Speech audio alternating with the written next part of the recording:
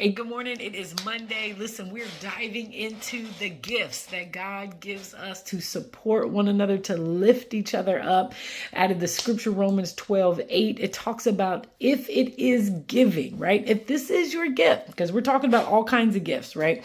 But today is giving. If this is your gift, God's saying, give generously.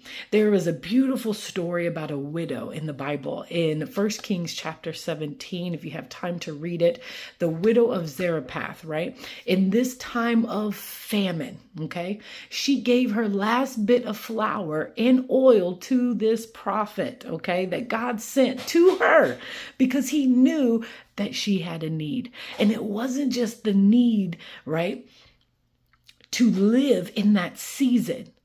Her obedience released a miracle that sustained her household.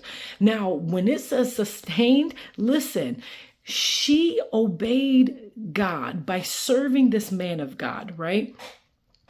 But what happens later is after they were eating and her flour and her oil, it never dried up, but it kept running and they were fine and they were good. Well, she has a son. Her son got sick and he died. But in the midst of this generosity, in the midst of her faith still growing, and she still had to believe in God for this miracle. Listen, she opened this door in the beginning to sustain them.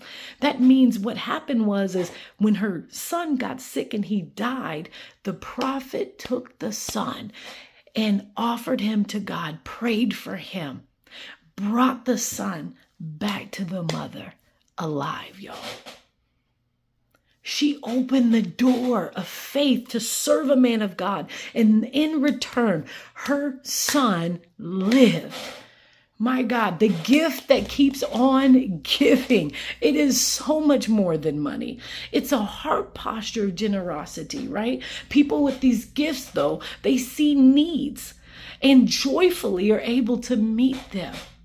Giving, it releases breakthroughs, not just for others, but for the giver too. Just like the woman of Zarephath, she was blessed by the health of her son. That she thought in the beginning when the prophet came to her house that they were going to die on their last meal. But because she made a sacrifice and served the man of God and served her and her son, they had more than enough.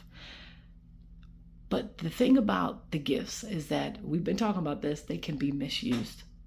When they're misused, giving can become self-glorifying or tied to control rather than led by